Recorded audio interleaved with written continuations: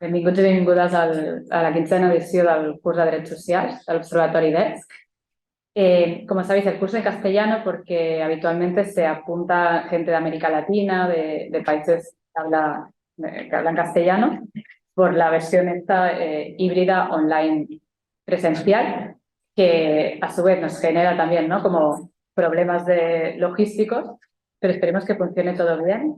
Las personas que estáis online podéis escribir por el chat si hay algún problema, no oís bien, lo que sea. Mi compañera que está aquí al mando para responder los mensajes. Y también vosotros y vosotras, cualquier cosa, ¿no?, comentamos que estamos aquí en la sala. Ahora, bueno, haré una breve presentación y después también me gustaría que nos presentáramos para conocernos un poco entre nosotras. Hay algunas caras conocidas. En principio somos 23 personas apuntadas, si no me equivoco, 20, sí, creo que sí, entre presencial y online. Así que, bueno, es un grupo relativamente pequeño y está bien también. Los cursos del observatorio acostumbran a tener entre 20 y 30 personas también para poder generar más espacios de debate, para poder pues, compartir mejor sobre los temas que tratemos en el curso. Entonces, me presento. Yo soy Irene Escorihuela, soy directora del Observatorio DESC y trabajo en el área de Derecho a la Vivienda y a la Ciudad. Para los que no conocéis el Observatorio DESC, o nos conocéis poquito, somos un centro de derechos humanos que trabajamos especialmente los derechos económicos, sociales, culturales y ahora ambientales. De hecho, hemos cambiado el nombre y el logotipo para añadir esta A al final del nombre de Observatorio DESC. Después os explico un poco más. Hace 25 años que trabajamos por los derechos humanos, así que tenemos una trayectoria bastante consolidada. La parte de formación en derechos humanos es solamente una de las tareas que realizamos. Y básicamente yo creo que siempre destacamos este carácter híbrido del observatorio, ¿no? Que por un lado somos un centro de derechos humanos que realizamos investigaciones, informes, publicaciones, pero por otro lado procuramos estar pues, al día de las luchas que hay en la calle, de las campañas sociales que se organizan y poder apoyar y acompañar en aquello que nos sea posible, ¿no? Nuestro objetivo es ser útiles para la transformación social. Esto no siempre es fácil, genera dilemas, genera debates alrededor, pero bueno, creo que llevamos 25 años y hasta el momento estamos bastante contentos de cómo hemos podido ir realizando los distintos objetivos. Ahora, y también en ocasión de este 25 aniversario, ¿no?, reflexionamos un poco sobre la naturaleza del observatorio y por un lado identificamos como tres patas, ¿no? La parte más de observatorio, de denuncia de las vulneraciones de derechos humanos, pero también la parte de generar un discurso crítico, ¿no? No somos un ente abstracto, independiente sí, pero imparcial, que no nos posicionamos, sino que intentamos tomar partido en todos aquellos debates, en todos aquellos conflictos que hay en la sociedad, ¿no? No en todos, pero en los más relevantes en términos de derechos sociales. Y de hecho una compañera que vino de Madrid al aniversario lo comentaba, ¿no?, de la parte de que el observatorio genera discurso, ¿no?, o intenta ser un think tank del lado de los buenos, digamos. Esto hecho así, ¿no? Es un poco pomposo, pero sí que intentamos leer la realidad y de alguna forma posicionarnos y generar estas ideas. De hecho, el curso de este año, la idea era generar conocimiento, claves para leer la actualidad o algunos de los hechos pues que vemos en las noticias o que salen en nuestras conversaciones del día a día. La observación y denuncia, la parte de generar este discurso y la parte, obviamente, de tomar acción. No estamos todo el día aquí en la oficina, sino que intentamos, como decía antes, participar de campañas, ¿no?, estar en la ebullición de los debates sociales. Tenemos tres áreas, os voy a enseñar un momento la web, que son el derecho a la vivienda y derecho a la ciudad, derechos ambientales, donde también trabajamos soberanía alimentaria, derecho a la alimentación y a la nutrición, justicia económica y democracia DESCA. Democracia DESCA es un poco cajón desastre, donde tratamos temas, por ejemplo, de derecho a la protesta, ¿no?, o tema de vulneración de derechos en frontera. Cuestiones que no son específicamente DESC, pero sí que tratan otros derechos humanos. Entonces tenemos estas 3 áreas básicamente y nuestro equipo, que ahora mismo somos 11 personas, nos dividimos entre las 3 áreas. Y después, bueno, muy rápido, porque para que nos conozcáis un poco sobre lo que hacemos, pues intentamos incidir de distintas maneras. Tenemos un catálogo de servicios porque una parte, tal vez menos conocida del observatorio, es que sí que procuramos asesorar o acompañar o hacer consultoría con algunas administraciones públicas en materia de, ya sea cambios legislativos, ya sea aplicación de políticas públicas en materia de derechos. Sobre todo esta parte la hemos hecho más en temas de derecho a la vivienda porque es lo que tenemos más experiencia, pero bueno, es una actividad que sí que realizamos de forma más o menos continuada. La parte de formación con este curso, que es el más estructural cada año, pero otras jornadas y otros cursos de formación. El litigio estratégico, que es una forma de hacer incidencia al final, es como llevar un caso particular, un caso especialmente emblemático, llevarlo a tribunales normalmente internacionales y a través de allí conseguir una solución, si lo estoy contando muy rápido, ¿no? Conseguir un dictamen o una sentencia que sea válida no solamente para ese caso en particular, sino para conseguir transformar la sociedad. Por ejemplo, que Naciones Unidas diga que se tiene que cambiar una ley, ¿no? Y a partir de ahí que ese cambio sea universal.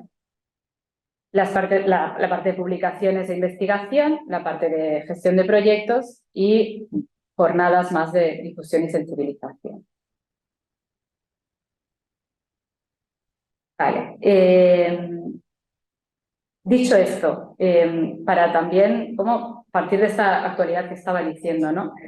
Estamos en un momento en el que hay un intento de evaluar el discurso de los derechos humanos a distintos niveles, ya sea por parte de discursos de la extrema derecha, ya sea por determinados países, ¿no? Que consideran que los sistemas de derechos humanos del mundo pues, son más o menos legítimos y entonces buscan o bien salirse o bien modificaciones.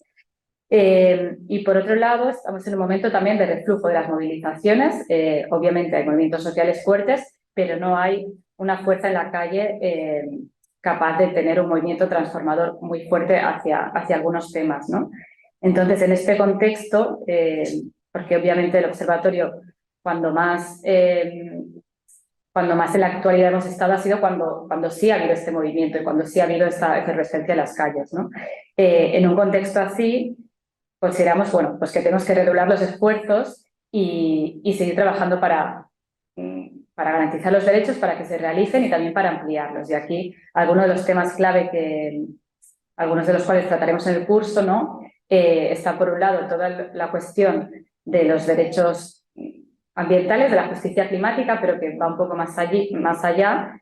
Y en el aniversario decíamos, cuando justamente Naciones Unidas ha reconocido el derecho humano, el derecho humano al medio ambiente sano, que fue el año pasado, tanto en Ginebra como en Nueva York, ya había legislaciones más avanzadas que reconocían no un derecho humano a un medio ambiente sano, sino los derechos a la propia naturaleza, que la naturaleza sea un sujeto jurídico, ¿no? De derechos. Y aquí, el año pasado, por ejemplo, en el curso vino una de las impulsoras de la ILP del Mar Menor, que fue una ley que dio naturaleza jurídica al ecosistema del Mar Menor, a la laguna y así, que ahora está en el Tribunal Constitucional, pero que fue una ley muy novedosa, ¿no? En ese sentido. Y que en otros países de América Latina, en constituciones latinoamericanas sobre todo, también se ha dado reconocimiento a ciertos espacios de la Amazonía, por ejemplo, o a la naturaleza en sí también, ¿no? Esto lo digo por eso, ¿no? Porque seguimos avanzando en la conquista de derechos sociales y ahora este debate entre derecho humano al medio ambiente o pasar más allá de los derechos humanos de las personas a derechos de la naturaleza, pero también todo está el debate de los derechos animales, etcétera, pues es un tema que está ahí, que es importante, ¿no?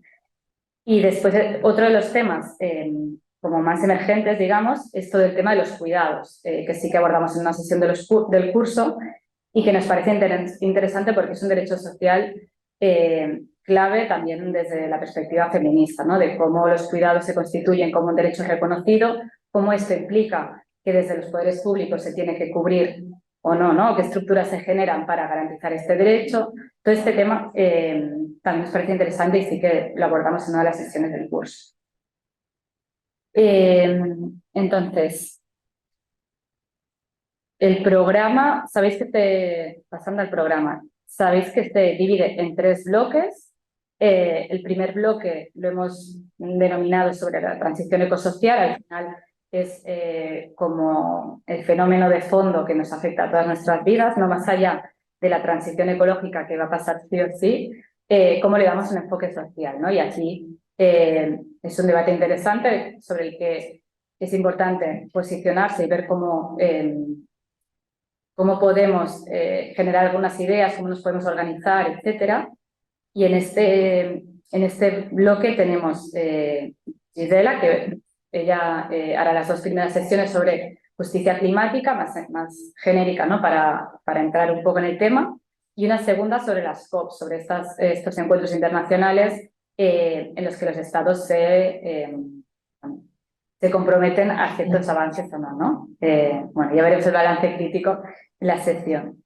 Y una última sección más sobre el decrecimiento, ¿no? Sobre los límites del planeta, que también nos parece un debate interesante y que tarde o temprano tenemos que abordar. Y bueno, creemos que la persona que viene de ponente pues, podrá dar algunas claves y podemos ahí debatir. El segundo bloque es más de derechos sociales intrínsecamente. Hablaremos de, como decía, de cuidados, hablaremos también de derecho a la vivienda, que como sabéis es un clásico del Observatorio DES. Y una tercera sesión más sobre el modelo de servicios, de cómo se proveen estos derechos o cómo consideremos que los servicios públicos tienen que realizar los derechos, ¿no? Ya sea pues a través de estructuras del sector privado, ya sea a nivel de gestión pública, ¿no? Un poco un debate sobre modelo de servicios. Y el último, de servicios públicos. Y el último bloque sobre impunidad corporativa y libertad fiscal también es un tema que venimos trabajando en el observatorio desde hace tiempo, la parte de empresas y derechos humanos, la llamamos así, que Marta Rivera, que está online hoy, es la que ha trabajado más esta cuestión, ¿no? También con presidente... No, hola Marta. Con el presidente Marco Aparicio, que tenía que estar en la presentación, no ha podido venir. Hola.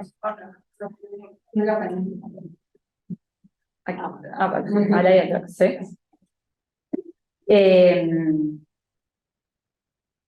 Como está diciendo que hay este tercer bloque del curso sobre impunidad corporativa, en el que también es importante porque normalmente el cumplimiento de los derechos humanos de alguna forma se comprometen los estados, pero al final hay muchas empresas que son las que también están vulnerando estos derechos, ¿no? Y generar algún tipo de responsabilidad para estas empresas o ver cómo se regula desde el Estado la actuación de estas empresas, ya sea Repsol, Iberdrola o fondos buitre en temas de la vivienda, pues es importante, ¿no? Entonces, aquí también introducimos varias sesiones para reflexionar sobre esto. Los límites legales y también el tema de impuestos a nivel fiscal, ¿no? Y finalmente tenemos una clausura con Jorge Rietzmann, que básicamente vendrá a presentar su libro que se llama Bailar encadenados, que lo ha sacado hace poquito, y bueno, creo que será interesante y rico tener un debate con él. Este es el programa, la perspectiva es que hagamos como 45 minutos, sí, creo que 45 minutos, una hora, depende, hay algunas sesiones en que hablan 2 personas, pero bueno, en general 45 minutos, máximo una hora de ponencia, y que después podamos debatir, ¿no? Sí que como evaluación de cursos anteriores, un tema que salía era este, que al final pues nos alargábamos mucho las exposiciones y no había tiempo como para intercambiar preguntas, etcétera. A lo mejor este año, pues que hemos dejado más tiempo, pues resulta que no, que querríais escuchar más tiempo a los ponentes, pero sí que era después del curso hacemos siempre una evaluación y este era uno de los temas que salían. Así que este año lo hemos planteado así. ¿Qué más? Sobre temas técnicos, así como pequeños recordatorios. La lista. Sí, tenemos una lista. Sí.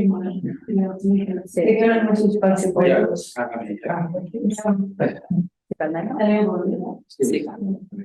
Las pantallas, si borran esto. Sí, espera. Vale. Paso por paso. Pasamos la lista de asistencia, las que estáis online ya lo marcamos, pero sí os pediría si podéis poner nombre y apellido, porque tenemos una letra B que no sabemos quién es. Y la cámara, sí. Y sí, si podías poner el nombre estaría bien para poder... y si os queréis poner las cámaras también, porque así aquí en la clase tenemos... hola, estamos proyectando la pantalla, así que os vería vuestras caras aquí en la clase, ya que vosotros también veis aquí en una de las pantallas las personas que estamos en la sala. Bueno, si queréis, ¿ves? No. Después, otro tema. Hola. Haremos alguna foto para redes sociales. Si alguien no quiere salir, también que lo diga y vale, Manuela no quiere salir. Vale. Entonces, ¿alguien más? Vale. Bueno, se lo comentas a Diana ahora, sí. No, los falla. A lo mejor habla desde aquí. Sí, vale. Perfecta.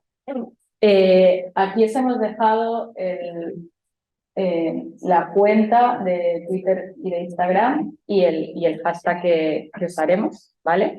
Os lo leo a las que estáis en casa, si lo veis, es @observadesk, igual lo puedes poner por esta tutela, y hashtag Drets Socials 2023. Estoy. ¿No? No, lo pongo abajo, ¿vale? No, vale. perdón.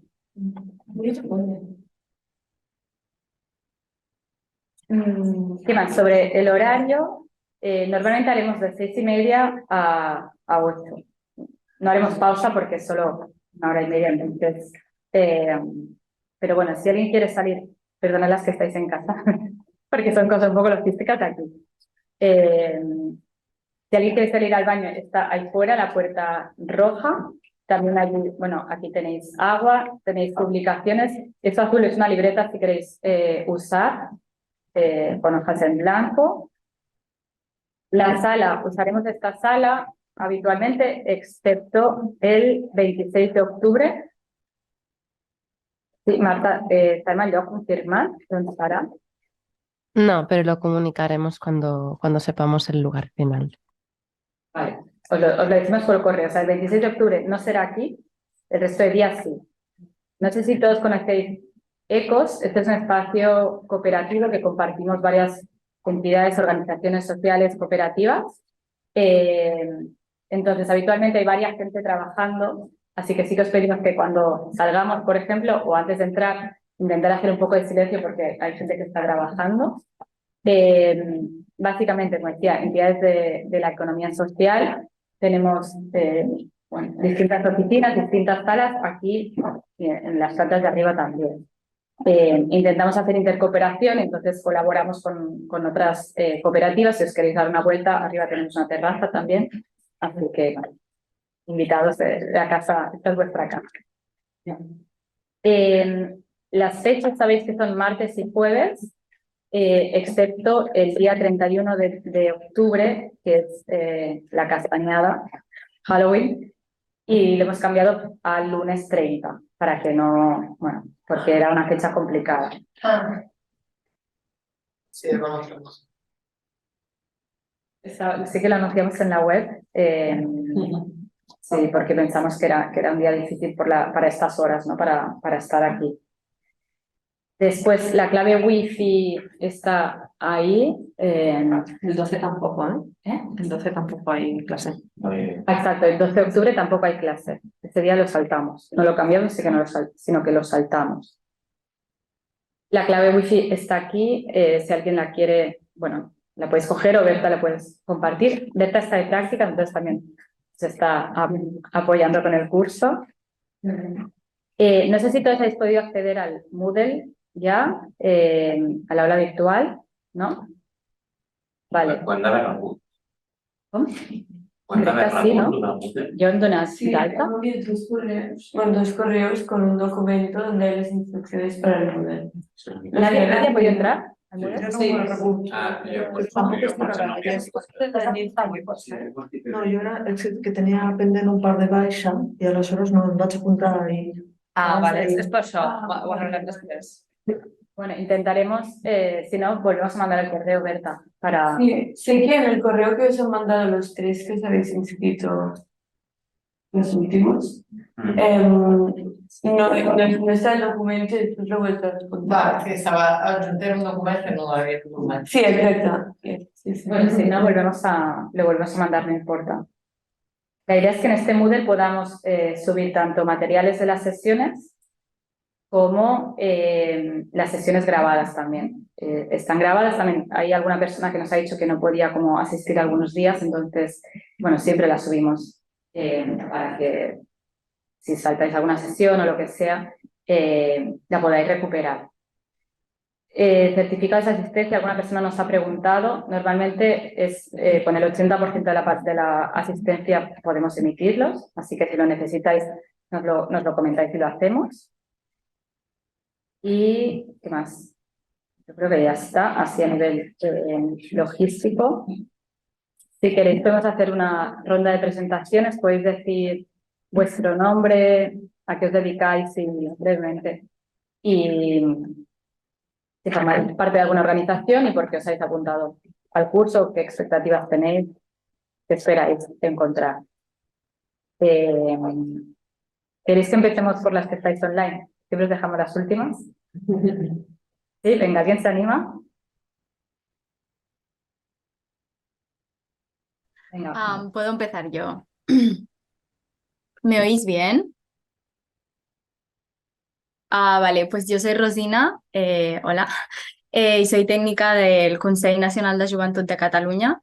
No sé si lo conocéis, pero bueno, somos una plataforma que aglutina a diferentes asociaciones de toda Cataluña. Y bueno, básicamente es como hacemos de puente entre los intereses de los jóvenes y la administración pública, entre otras. Y bueno, el Observatorio DESC lo conocemos porque hemos trabajado con vosotros, sobre todo en temas de vivienda. Yo en mi caso, yo soy técnica de Derechos Civiles Internacional.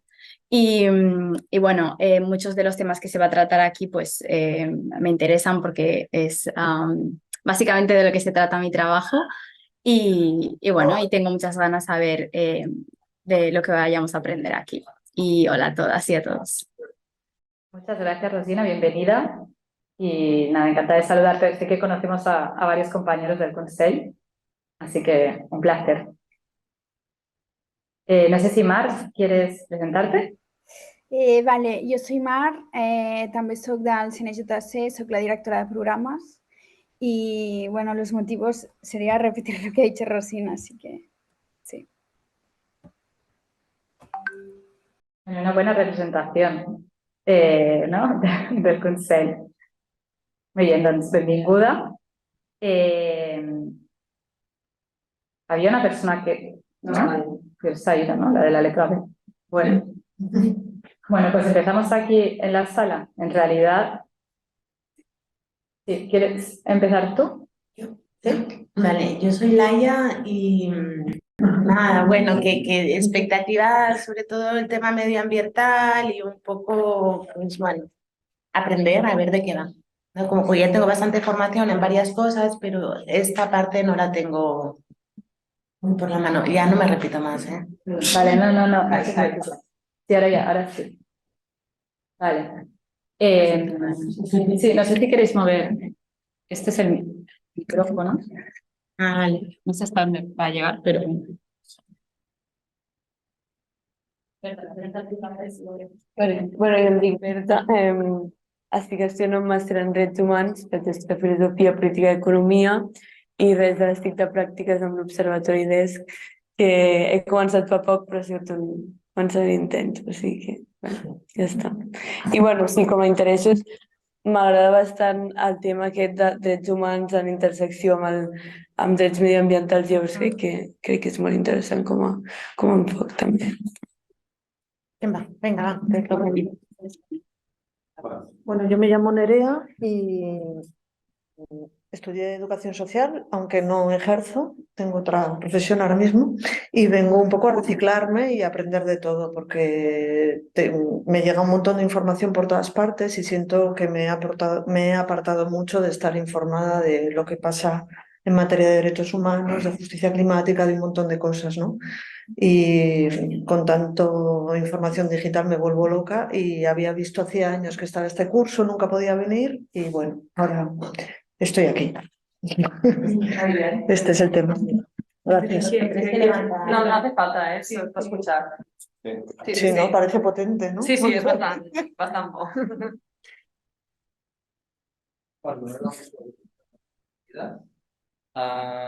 Jo sóc membre de la Francesc Ferrer i Guàrdia, membre fundador, i ara ja estic jubilat, i durant 35 anys he treballat en una fundació que ens dedicàvem al tema de formació financera. I al mig de la formació financera va sorgir el tema del petroli i les fonts d'energia no renovables i el tema del decreixement. Era el curs i estic aquí per veure de què va la cosa.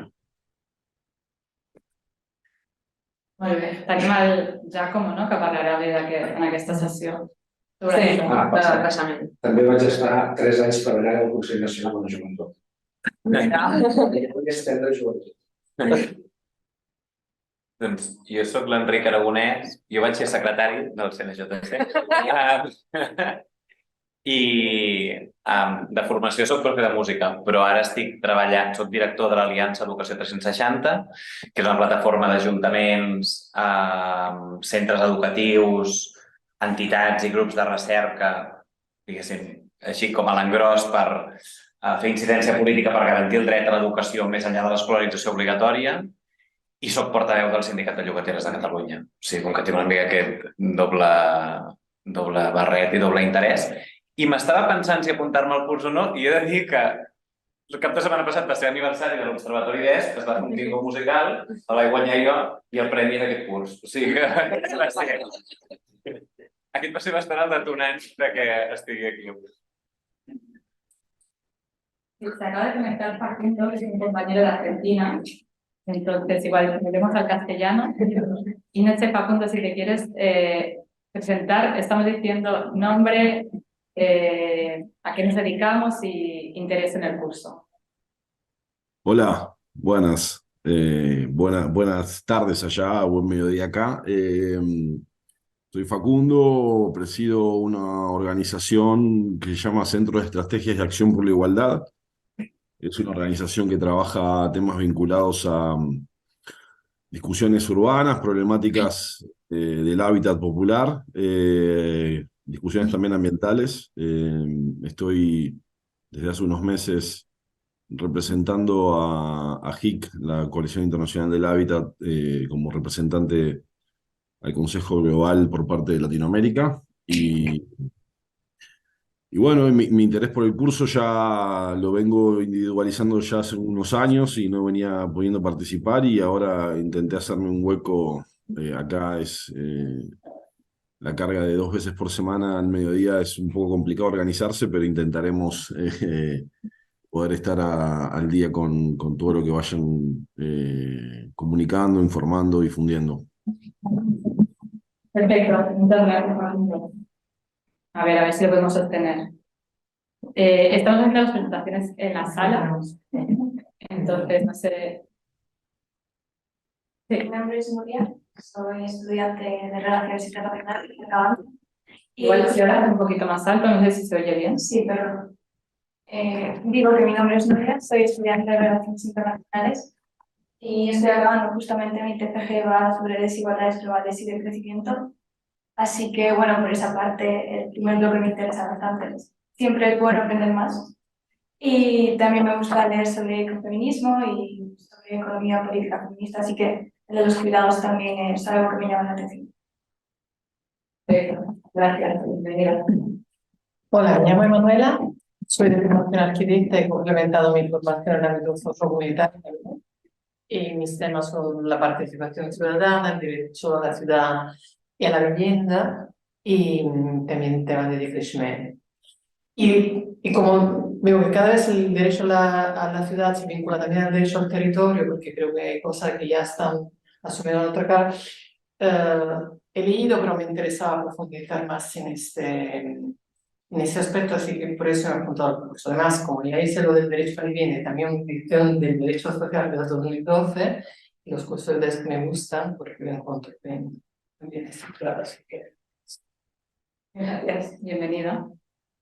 Yo soy Elena, ahora mismo estoy buscando trabajo porque justo volví de un proyecto que está haciendo en Costa Rica, en el norte, en la frontera con Nicaragua. Y bueno, me interesó este curso porque era como fuera de la universidad, como una forma distinta de aprender. Y también porque justo antes también estuve trabajando en una fundación medioambiental y entonces pues todos estos temas también me interesan y pensé que estaría bien apuntar.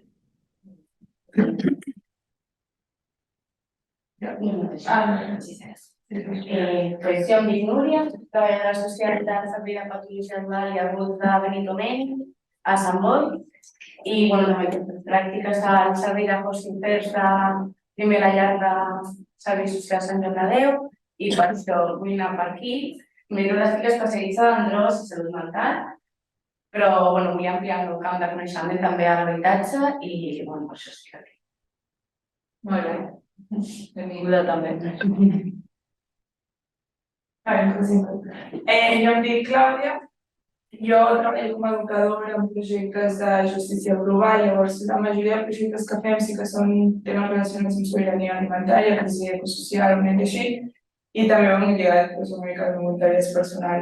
Llavors l'any passat sí que vaig fer el curs que vau fer, l'únic que tampoc em vaig fer implicat tant com jo hagués volgut per fer dia a dia, llavors aquest any sí que m'he volgut tornar a apuntar, més enllà del que m'interessa, per interessos biològics.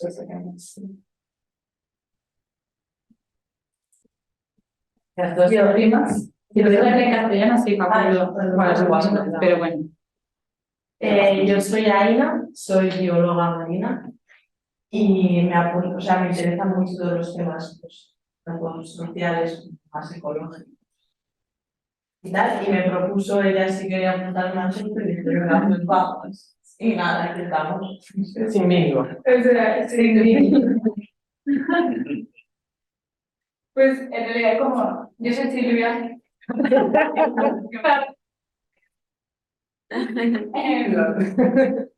Yo estoy Silvia, en realidad como me propuse porque venimos un poco como del otro lado y nosotros hemos estudiado como un máster en gestión y ecología de medio ambiente así.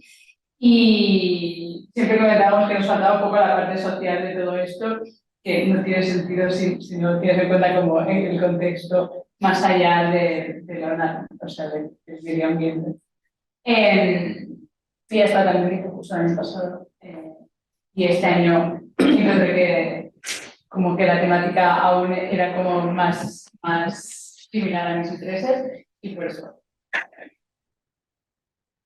Muy bien, pues creo que ya estáis todas, ¿no? ¿Nos lo han presentado todas y todas?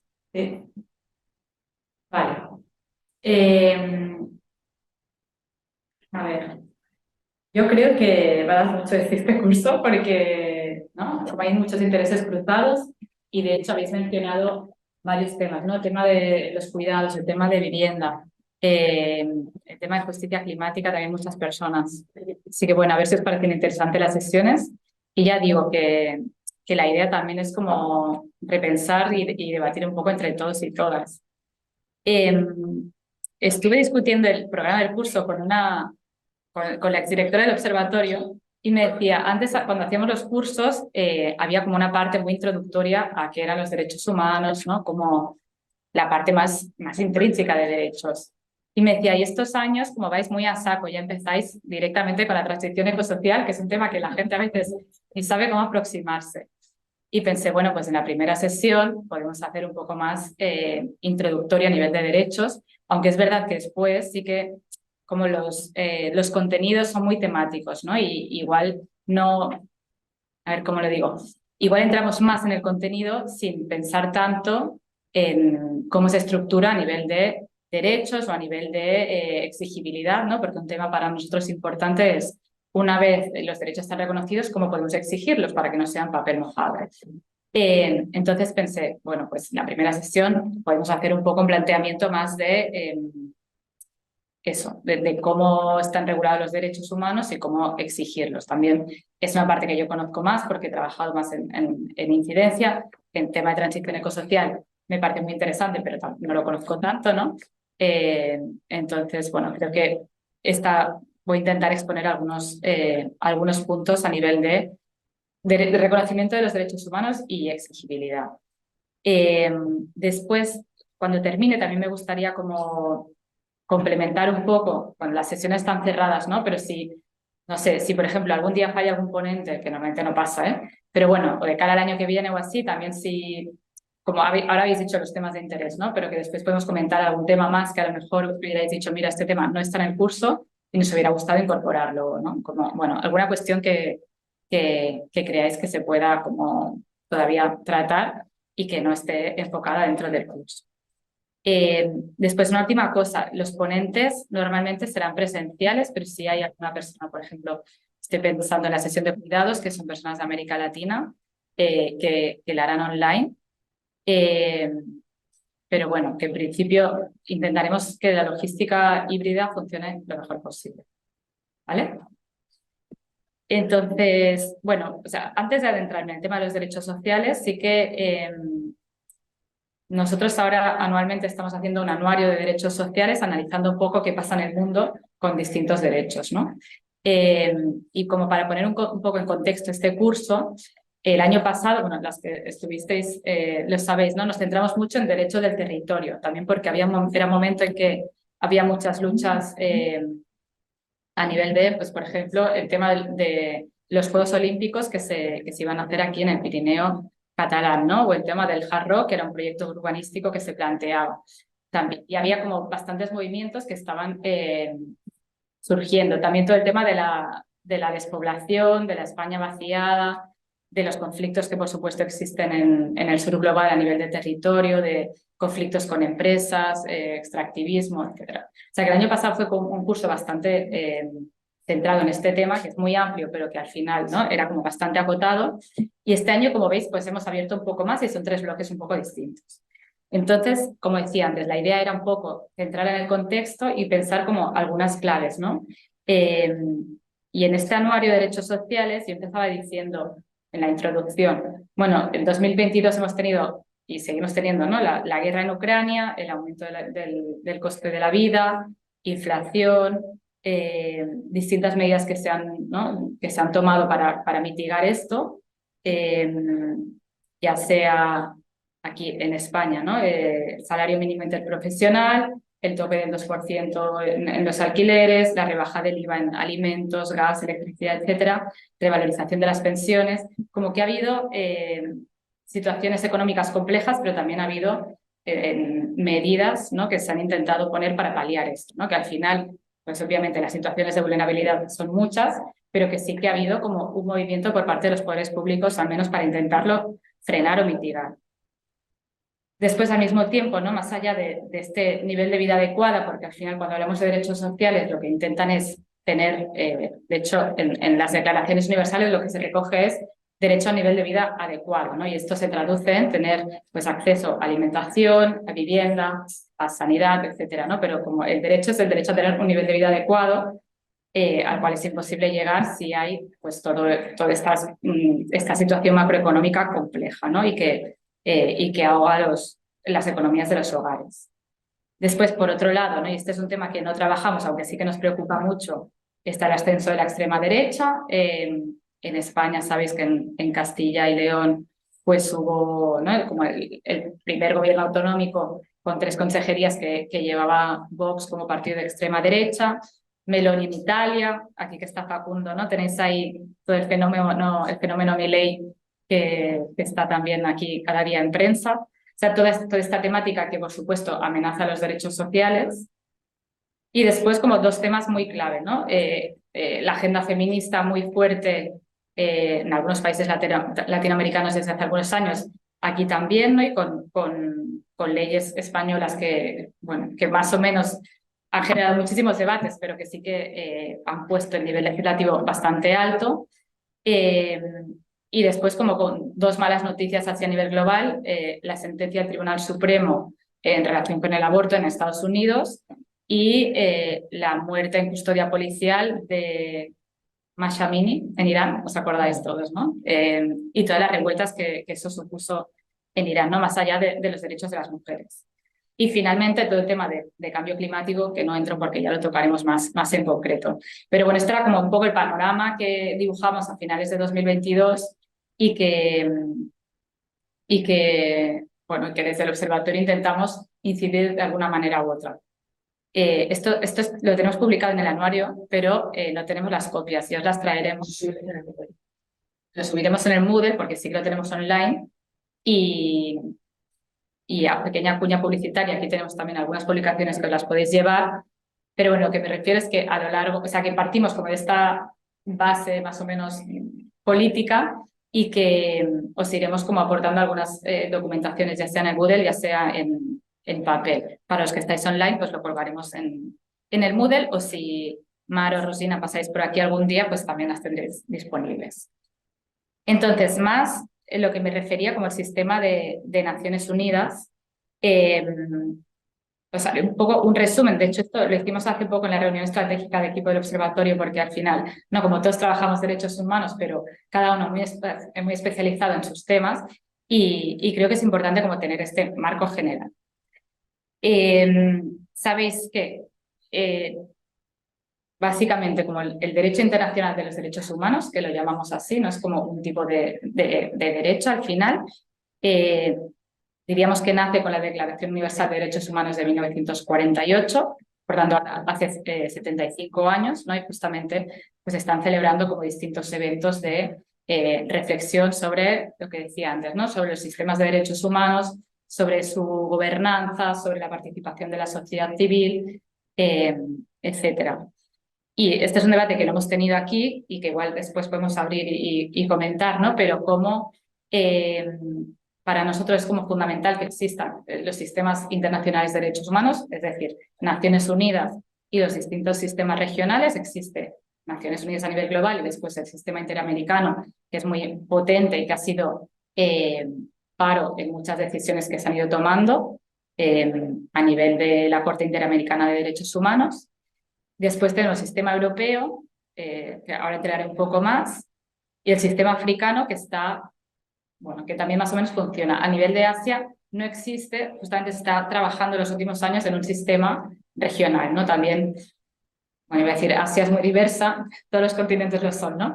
Pero bueno, no tienen como un sistema. Y como me parecía interesante, una reflexión sobre esta legitimidad, ¿no? Justamente Ucrania estaba en el Consejo de Seguridad de Naciones Unidas hace una semana o dos, ¿no? Y había como, estaba poniendo en cuestión la legitimidad de Rusia del poder de veto que tiene el Consejo de Seguridad, ¿no? De cómo es un sistema obsoleto que hace que un país pues, pueda vetar cualquier otro tipo de decisiones. Evidentemente, Naciones Unidas tiene muchísimas críticas. Después también, por ejemplo, yo me acuerdo en el sistema interamericano, ¿no? También ha habido como una parte de infrafinanciación, una parte de crítica, precisamente en una oleada de gobiernos progresistas, con Correa, Chávez, etcétera. Igual Facundo después también, no sé si estás muy metido en este debate, pero hubo como hará 10 años a lo mejor, como bueno, sí, como un proceso de crítica hacia el sistema, porque bueno, es un poco distinto aquí, ¿no? Pero hay la Organización de Estados Americanos que tiene sede en Washington, ¿no? Porque es un sistema americano ¿no? América del Norte, América del Sur. Y al final tiene sede en Washington cuando en realidad Estados Unidos no está comprometido, ¿no? No se pueden juzgar los crímenes cometidos ahí en Estados Unidos, ¿no? No ha ratificado los distintos protocolos. Entonces, bueno, muchos países estaban de acuerdo en que existiera un sistema de derechos humanos cuando había las dictaduras en el Cono Sur, en América Latina, pero consideraban que después, ¿no? En los años posteriores, pues, y habiendo, ¿no? Creo que para el debate para el observatorio, o sea, el punto crítico es que habiendo gobiernos progresistas, las vulneraciones de derechos como que desaparecían del mapa y entonces no era necesario este tipo de control a los estados, ¿no?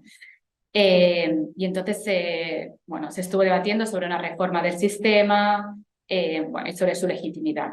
Yo creo que aquí, bueno, igual es un debate muy específico, pero sí que me parece importante que exista un sistema, ¿no? Sea mejor o peor, que se reforme, ¿no? O que se cambie, que se camine hacia otro, pero que tiene que existir un sistema de derechos humanos, porque si no, al final, cuando no existe este tipo de regulación, pues quien termina perdiendo somos las personas de a pie, ¿no?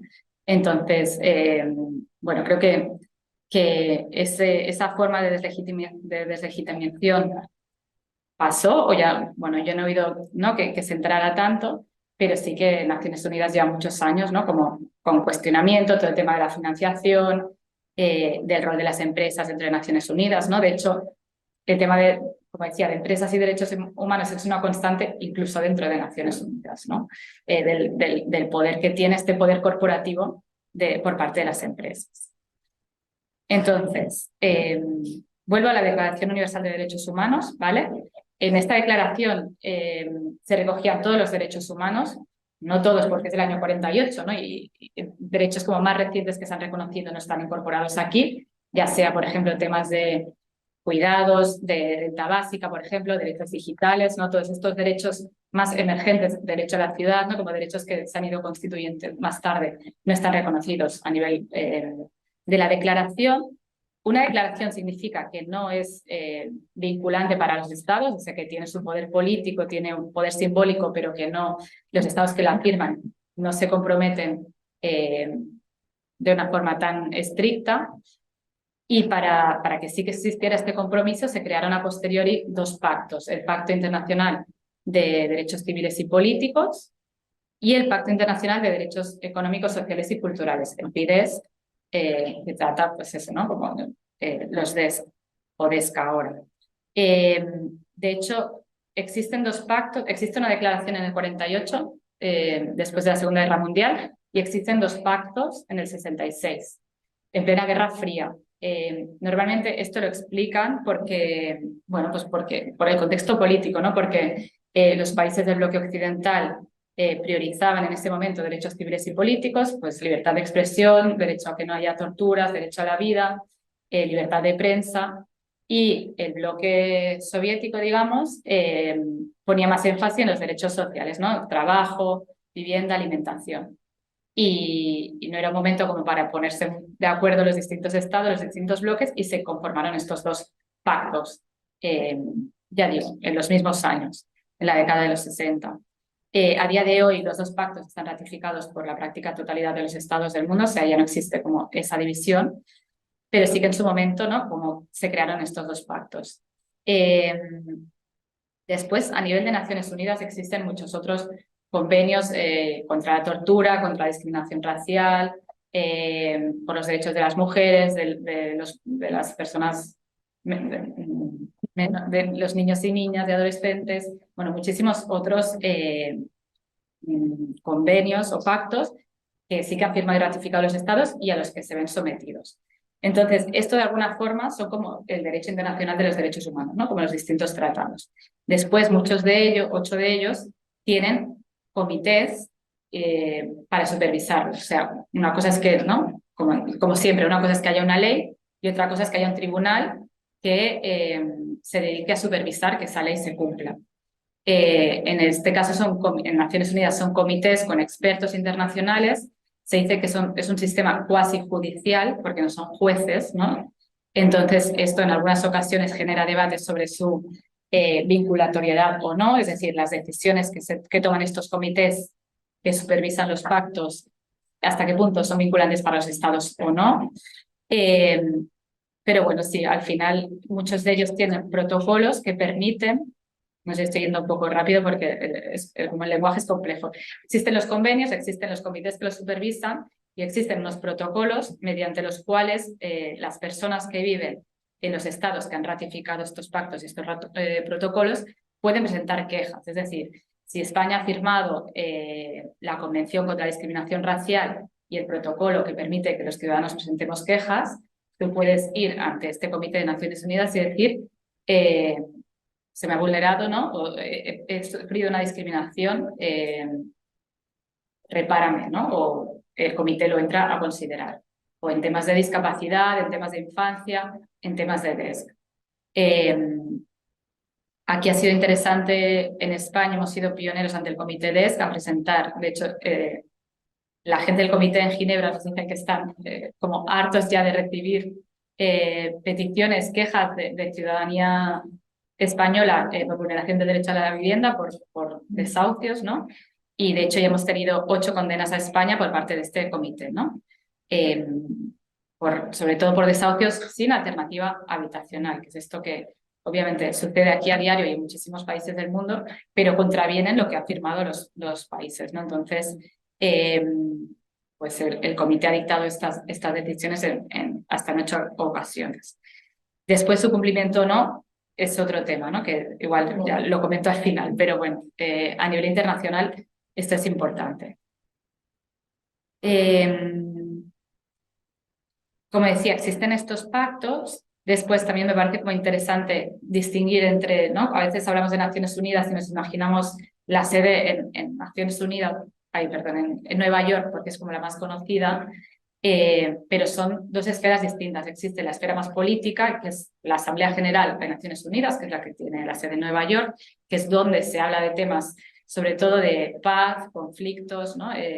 Todo el tema de, pues eso, la guerra de Ucrania, los temas más políticos, donde se reúnen los jefes de Estado, y ahí es la Asamblea General, y es cierto que allí hay encuentros periódicos, por ejemplo, para seguir el cumplimiento de los derechos humanos. O sea, sí que se tratan algunos temas de derechos, pero más bien, más bien temas políticos y de ODS, de Objetivos de Desarrollo Sostenible, ¿no? Que, bueno, ese es otro debate, pero que es una forma de medir cómo se están desarrollando los países y hasta qué punto se está generando bienestar. Eso es Naciones Unidas, Nueva York, y en Ginebra es donde está toda la parte de derechos humanos, que es lo que más nosotros trabajamos. Cuando hacemos incidencia, vamos a Ginebra, porque es donde están los comités. Se reúnen normalmente estos comités de expertos 2 veces al año, junio y octubre, ahora en octubre habrá sesiones también, y es donde está el Alto Comisionado de Derechos Humanos. Después, aparte de esto, existen, bueno, la ONU es muy compleja, o sea, no os voy a explicar aquí todo, pero sí que creo que es importante saber que existen distintas agencias de Naciones Unidas.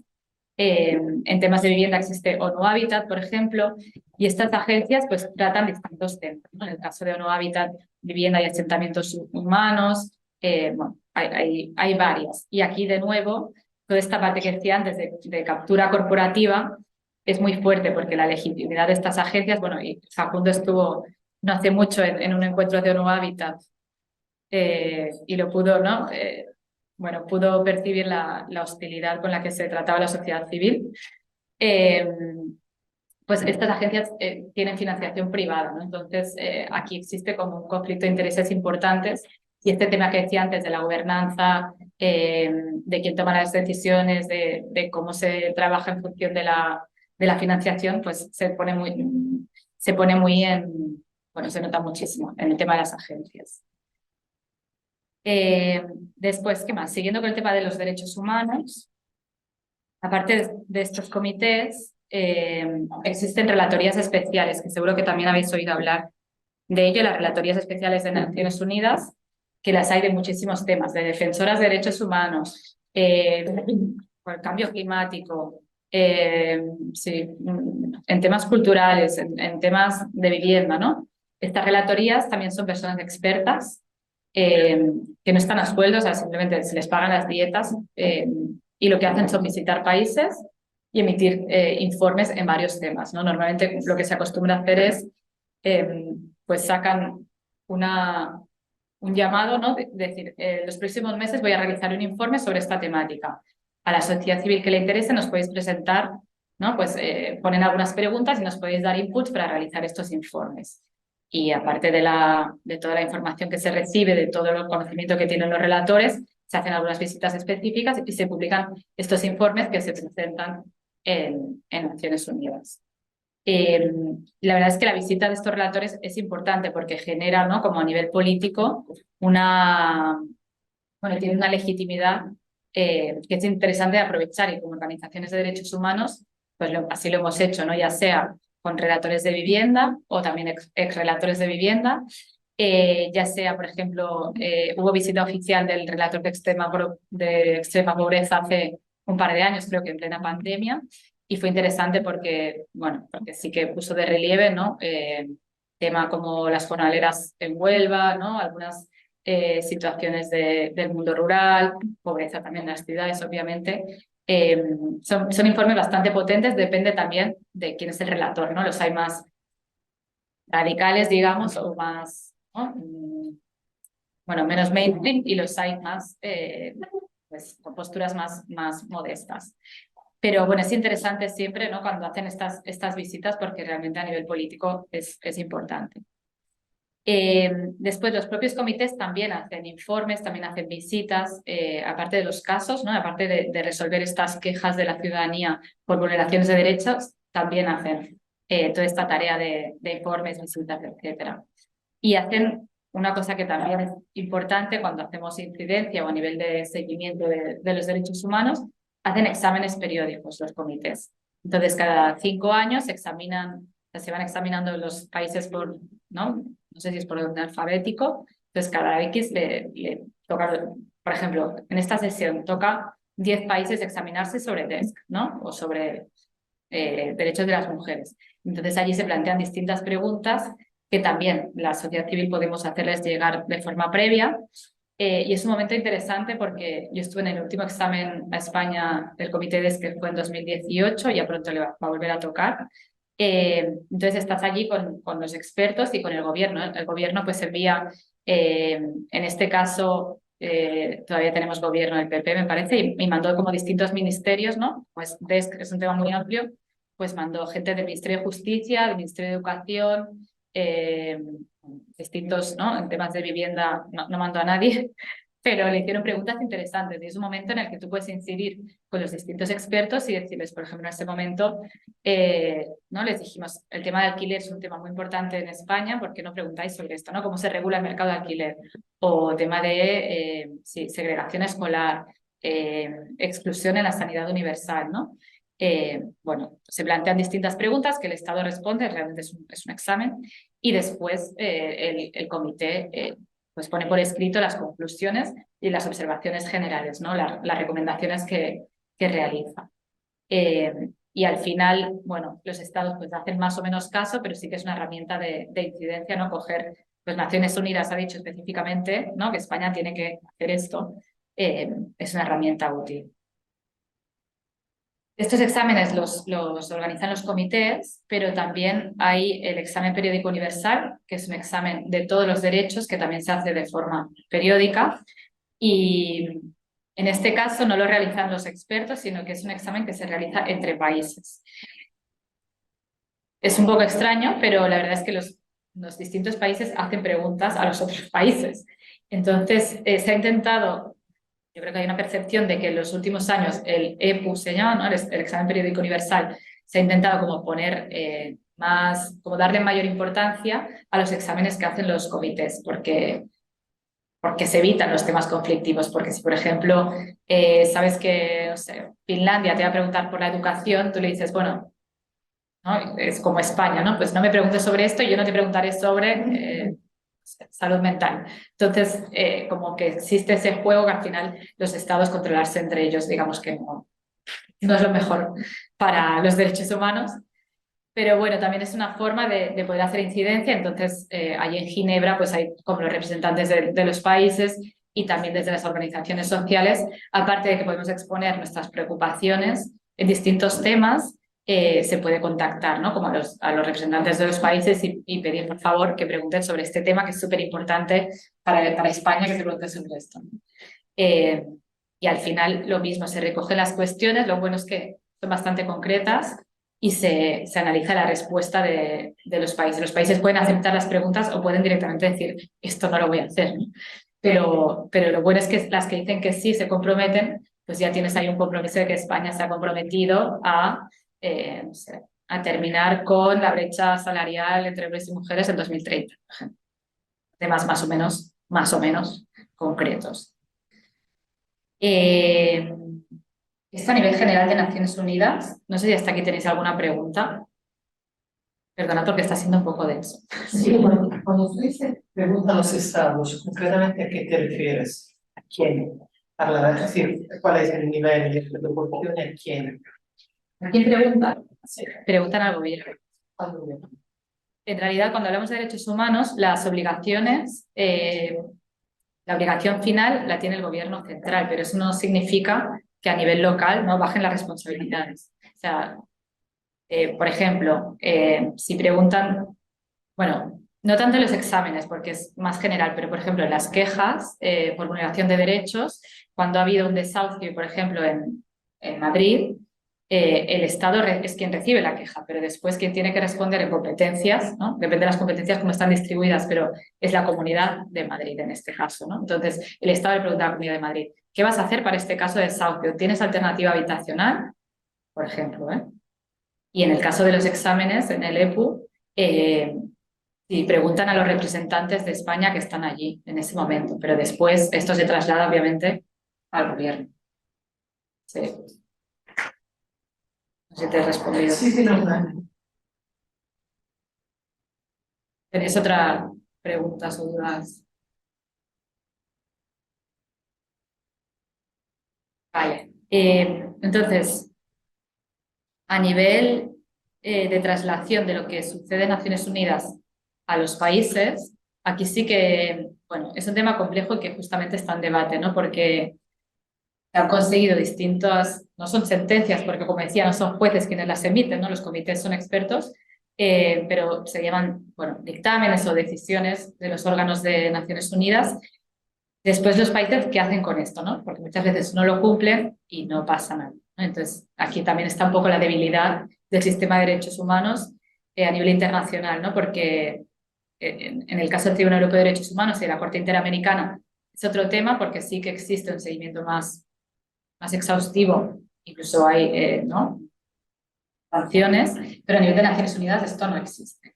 Entonces, aquí hay un debate de cómo hacemos para que los estados cumplan con las decisiones.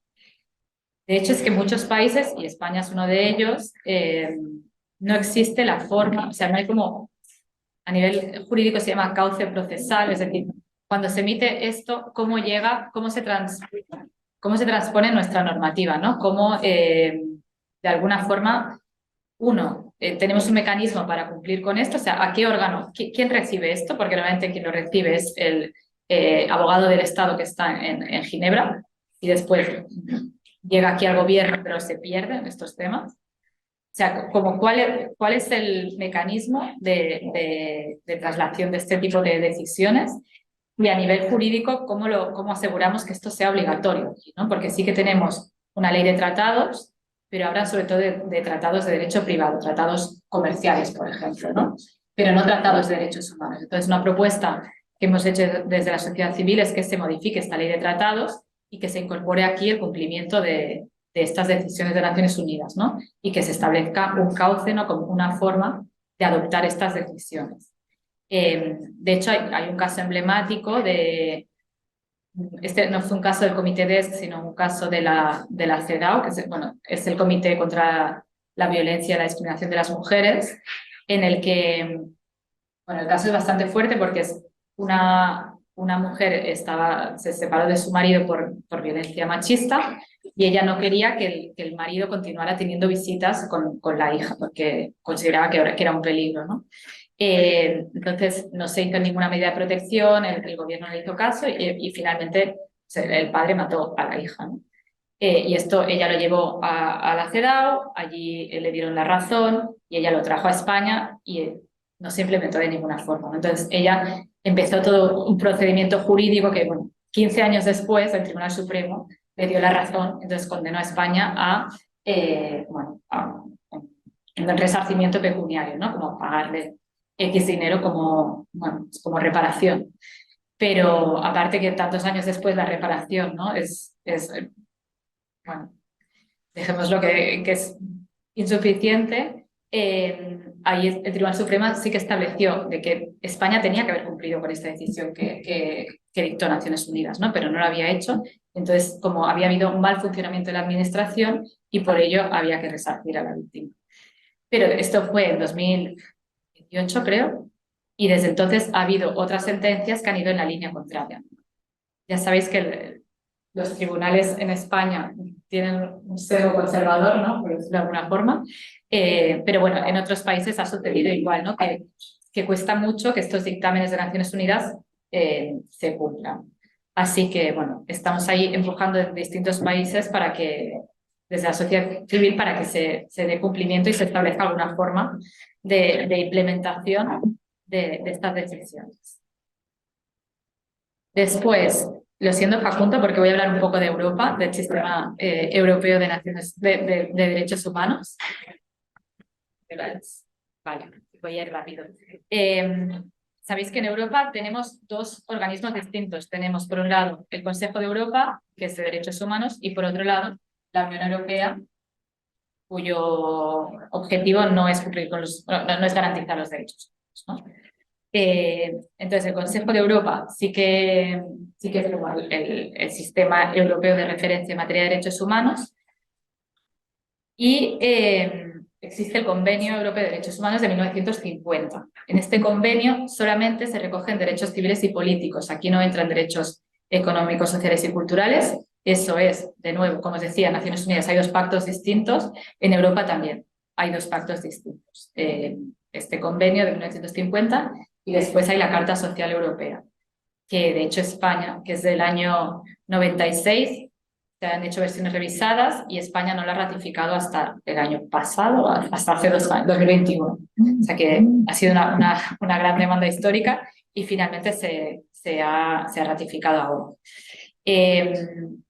Seguramente lo que más habéis oído del sistema europeo es el Tribunal Europeo de Derechos Humanos, que aquí sí es un tribunal con jueces y que los estados se toman realmente en serio, ¿no? En España, por ejemplo, sí que en la ley de tratados se recoge cómo las sentencias, ¿no? del Tribunal Europeo de Derechos Humanos se trasladan al ordenamiento jurídico español, cómo se tiene que cumplir. Hay sanciones asociadas, ¿no? a los estados que no cumplen con las decisiones del tribunal. O sea que aquí sí que es un sistema bien establecido.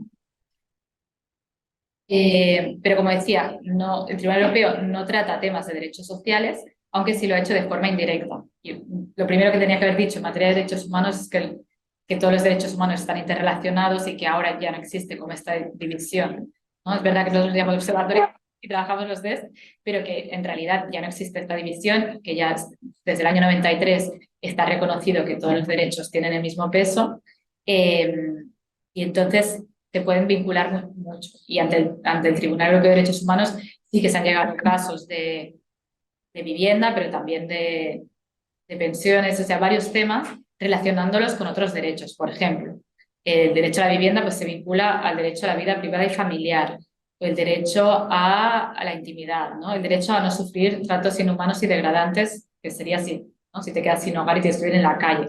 Derecho a la vida, ¿no? Como sí que están muy vinculados y a partir de ahí sí que el tribunal pues, ha hecho algunas sentencias o ha tomado algunas medidas cautelares en temas más sociales, ¿no? O sea, hay una interpretación social de los derechos humanos.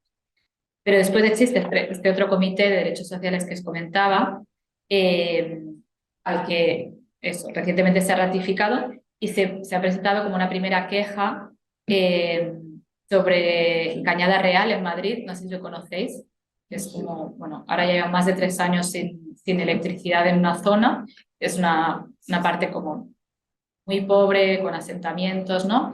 Autoconstrucción, y realmente la situación es muy dramática y se llevó allí al comité y efectivamente emitió una medida cautelar. Las medidas cautelares no son una decisión de fondo, o sea, no deciden si ha habido vulneración o no de los derechos, sino que lo que hacen es, para evitar una vulneración de los derechos, una posible vulneración, emite esta medida y que los gobiernos tienen que cumplirla para no llegar a la vulneración, ¿no? En el caso de Cañada del Real, lo que se decía es volver a dar la luz a Cañada.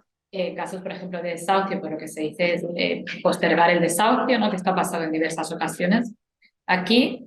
Y bueno, como muchas otras, ¿no? En temas de deportaciones, por ejemplo, medidas cautelares para evitar esa posterior vulneración que tiene que ser irreparable, que se considera que una vez se ha vulnerado, por mucha reparación que haya, ¿no? Pues como decía, con el caso de la madre de antes, de Ángela, lo que se tendría que haber hecho es limitar o supervisar las visitas del padre con la hija, ¿no? Y hacer una medida cautelar que obligara a hacer eso, porque una vez se ha cometido la vulneración, una vez ha muerto la hija, pues obviamente la reparación es absurda. Esto, bueno, como muy rápido, pero esto es lo que respecta al Consejo de Europa, estos dos ámbitos. Es verdad que el Comité Europeo de Derechos Sociales, estamos de nuevo con lo mismo, son expertos, no son jueces, ¿no? O sea, a día de hoy el único tribunal está el Tribunal Europeo de Derechos Humanos, el resto son órganos cuasi judiciales. Y después tenemos la Unión Europea, que también tiene una Carta de Derechos Fundamentales, pero que su Tribunal de Justicia, el Tribunal de Justicia de la Unión Europea, no puede decir como ciudadano a decir que me han vulnerado unos derechos, porque tiene otro funcionamiento y no existe esta posibilidad de presentar quejas. Entonces, lo que sí que se ha hecho es, a través de los jueces, pueden presentar cuestiones prejudiciales. Y aquí sí que es verdad que este tribunal toca temas ¿no? de mercado, de consumidores, más que de derechos humanos, pero sí que durante la época de las hipotecas fue importante porque varios jueces, ¿no? cuando llegaban casos de temas hipotecarios, ellos veían, bueno, cuando estoy hablando de la crisis inmobiliaria, a los jueces españoles les llevaban casos en los que ellos decían, creo que la ley hipotecaria española contraviene la ley de protección de los consumidores europea, porque es mucho más restrictiva, genera situaciones de vulnerabilidad, etc. Y entonces lo que hacían los jueces es elevar cuestiones al tribunal y le preguntaban al tribunal, ahora mismo no sé qué ley aplicar, porque bueno, a nivel comunitario las leyes comunitarias prevalen, ¿no? Y tendrían que aplicar ley comunitaria. Pero claro, tengo esta ley española, ¿no? que no sé muy bien cómo proceder. Entonces el tribunal emitió sentencias, muchas de hecho, sobre cláusulas abusivas en contratos de hipoteca, y básicamente sobre malas praxis bancarias, ¿no? Y a raíz de estas sentencias, el gobierno español sí que modificó la legislación a nivel hipotecario y a nivel de procesal, ¿no? De forma tímida, pero lo hizo. Entonces, bueno, esto es una panorámica general muy rápida. Creo que las siguientes sesiones serán como más distraídas, ¿no? Como más interesantes, pero me parece importante como tener un poco en la cabeza como el sistema de Naciones Unidas y los sistemas regionales de derechos humanos, de cómo funcionan. No sé si tenéis preguntas o queréis comentar algo. Quedan 10 minutos. Súper buen resumen. Es muy complejo y realmente hace todo. Bueno, o sea, cuando hablamos de los derechos humanos, ¿no? Siempre está como ¿no? esta duda al final, ¿para qué sirven los sistemas si los estados no pueden incumplirlo? Y creo que también ahí está como la parte más de posición de fuerza de las organizaciones sociales, de que al final si nosotras mismas no nos creemos el sistema, ¿no? Y no empujamos a los estados a cumplirlo, al final queda desvirtuado. Mucho desconocimiento también, ¿no? Porque a nivel jurídico, ciudadano a ciudadana, pues cuando estabas explicando esto, ¿no? Uno cómo se le acompaña. Hay muchísimo desconocimiento incluso a nivel de cómo acceder al derecho internacional, ¿no? O sea, por ejemplo, a nivel de todo el tema de las trabajadoras del hogar, ya sabemos que finalmente tienen paro, ¿no? ¿Cómo se ha hecho esto? Pues se ha hecho a través de acceder, ¿no? al derecho internacional. Yo creo que hay mucho desconocimiento o pocas ganas, porque también es verdad que todo esto requiere muchos recursos. Tiempo, recursos económicos, cómo se acompañan a las personas afectadas, ¿no? Entonces, o hay entidades o asociaciones detrás, yo también me plantearía el litigio estratégico o otras cuestiones, ¿no? O cómo acompañar y cómo acceder. Una cosa es entender el sistema complejo de los derechos humanos y de su protección y exigibilidad, y la otra es cómo se acompaña, que creo que esto es otro tema. Sí, de hecho Para un poco de debate, ¿eh? estábamos con Javier Rubio, que es un abogado de Madrid, del CAES, que ha llevado varios casos a Naciones Unidas de vivienda, y este caso de Cañada Real que decía al sistema europeo, ¿no? Con otros abogados, otras organizaciones, y él decía, claro, es que al final todo esto de la exigibilidad está muy bien, pero yo tengo dos casos de personas, ¿no? Por ejemplo, que fue 2013, creo, en que el 15M todavía estaba, ¿no? Como reciente, había la Asamblea de Tetuán que acompañaba, ¿no? Como uno de los casos, del primer caso que se llevó ante Naciones Unidas. Y él decía, claro, es que cuando llegó la sentencia, es que la familia ya no quería saber nada, ni de nosotros, ni del proceso, ni porque, claro, llevaba un periplo pidiendo vivienda pública, realojo, estuvieron viviendo en un coche, bueno, fue como un caso bastante así.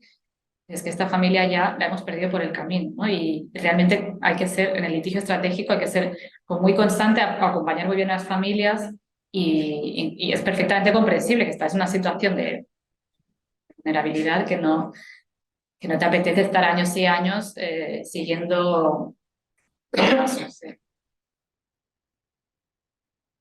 Creo que aparte de lo que comentabas tú, hay otro tema para mí que se hace complicado, que es el tema del lenguaje. Aparte de entender toda la estructura, ¿no? Que tú has resumido, aún así cuesta como seguirlo. Es decir, ¿cómo hacer que las personas que son más vulnerables y que nos cuesta entender que es un lenguaje que es muy técnico, digamos, no solo a creer en el sistema, sino a entenderlo?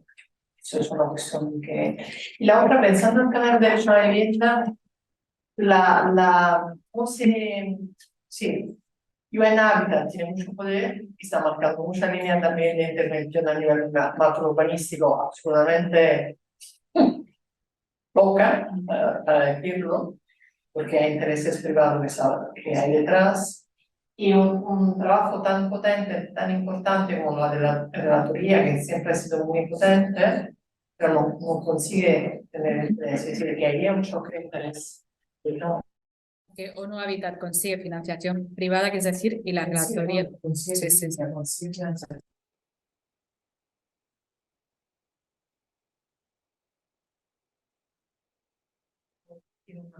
Material que pone un cargo sí. ¿Y cómo lo ves tú? ¿Qué se podría hacer? Y, o sea, el tema de las agencias de Naciones Unidas es muy grande, porque al final son muy opacas, la gobernanza es, ¿no? Bueno, justamente están intentando establecer como cuál era el rol de la sociedad civil, pero es verdad que, bueno, que es evidente, ¿no? Que al sector privado le interesa financiar estos espacios más cerrados que financiar un sistema ¿no? más global. También es verdad que Naciones Unidas se financia por los estados, y en el momento en que los estados dejan de creer en él o dejan de, ¿no? financiarlo, pues deja de tener poder o fuerza para hacer cualquier cosa. Y esto en el sistema interamericano también pasó, ¿no? Hubo un momento en que la Comisión Interamericana, no la Corte, pero como el sistema, la Comisión, dejó de tener financiación y hicieron un llamado como varias, desde todo el mundo, hicimos proclamas, ¿no? Como diciendo, bueno, es un espacio, es importante que exista esto, ¿no? Porque realmente había problemas en la financiación, ¿no? De que se habían retirado fondos ahí. Entonces también detrás de esto, no solo los poderes corporativos de las empresas, sino también qué interés tiene Estados Unidos, por ejemplo, en financiar, ¿no? Este sistema interamericano. Pues para perseguir, ¿no? Otros países que no sean el suyo. O, ¿no? ¿Quién está financiando qué en términos de los países, ¿no? También ahora la COP se celebrará en Emiratos Árabes Unidos, ¿no? Entonces, bueno, ¿quién está ahí también detrás? Como todos estos intereses detrás de los propios estados, ya no solamente de las empresas. Es muy marxista en este tema. Los estados se han creado para defender la propiedad privada de las grandes empresas. Con los años, 70, 80, 90 años de gobiernos y tal, se ha conseguido que gestionen algunos servicios públicos más o menos eficientes. Por tanto, ¿qué hacen los estados cuando tienen un problema? Envían a Naciones Unidas y lo aparcan. No hacen políticas de vivienda o políticas de sanidad. ¿Por qué? Porque las tienen que hacer ellos. Si la ONU opina, pues que opine, para eso está. Yo siempre la impresión que he tenido con esto de la ONU, porque es un tema recurrente con los movimientos sociales, 70, 80, 90, 2000, 2010, siempre no, es que la ONU dice muchas cosas, pero está para eso, para hablar, publicar muchos documentos, hacer muchas proclamas y tal. Pero los que al final tienen que hacer las políticas son los estados. Están para defender lo que están para defender. ¿Crees que les influye lo que dice Naciones Unidas? O sea, si hacemos todo esto porque... Les influye dependiendo del discurso que quieran vender. Si está un gobierno del PSOE que quiere vender un discurso pro-guay, pues se lo cree. Si está un gobierno del PP, pues ese que hago la historia. Siento ser así, No, pero sí, es que... sí. Es verdad que se han movido cosas a raíz de, por ejemplo, en Francia hubo un caso que se llevó al Comité Europeo de Derechos Sociales y a partir de ahí hubo la ley del derecho a la vivienda como exigible, ¿no? Que también se incumple, no sé qué, pero bueno, se hizo una ley específica sobre esto. O sea, pequeños avances, mi visión personal, que yo creo que obviamente el sistema de derechos humanos no es la panacea, pero sí que nos ayuda a hacer, o sea, nos ayuda a incidir en los estados, ¿no? Es como un argumento de... ¿se dice? ¿De publicitario? O de No, presión. sí, como un argumento de peso a la hora de decir, bueno, te has comprometido, ¿no? Y obviamente aquí, sin medios de comunicación, ¿no? O sea, si Naciones Unidas emite una decisión y no se hacen eco ni la prensa ni nadie, aquí no tiene sentido. Si se pone, ¿no? Se lleva a los periodistas, se hace una campaña, etcétera, es cuando se incide de alguna forma. Pero no estoy de acuerdo, pero... Bueno, pero en todo caso hace falta una mirada más supranacional, porque si le dejamos todos los estados, estamos perdidísimos. Yo no sé cuál es la respuesta, pero que una mirada más por encima, que evidentemente está podridísima, y luego no hemos hablado también de los derechos humanos y de la falta de perspectiva interseccional y derechos humanos para quién y qué mirada, bueno, o sea, que hay mucho que hablar, ¿no? Eurocentrista, bueno, estamos, pequeñita introducción, ¿no? Pero yo sí que creo que los estados tienen que estar, no sé si supervisados sería la palabra, pero tienen que haber órganos supranacionales, que si no, a mí me da mucho miedo, también. Una cosa, ¿para qué se creó la ONU? Es decir, ¿para qué se creó el Consejo de Seguridad de la ONU? Está Rusia, Estados Unidos, Francia, Inglaterra y China. Básicamente, estos 5 países lo que garantizan es que en caso de conflicto, ellos enviarán tropas para cumplir las decisiones de la ONU. Esto, a veces, me explico, es decir, es un organismo de control y de gestión del mundo el año 45, 46 o 47. Habría que reformarlo, pero claro, ¿quién lo va a reformar? Nos podemos ir a casa pensando eso, pensando cómo sería una posible reforma de Naciones Unidas, pues es un tema que no, ya digo que ahora con los 75 años, pues sí que hay muchas personas dándole vueltas a la no sé si hay algo de no. Pues empezamos aquí, nos vemos martes que viene. Sí, pues Gisela, ¿podemos hacer un taquero? Sí, bueno. Y a los que estáis chao, nos vemos la semana que viene. Gracias. Hola, hasta luego.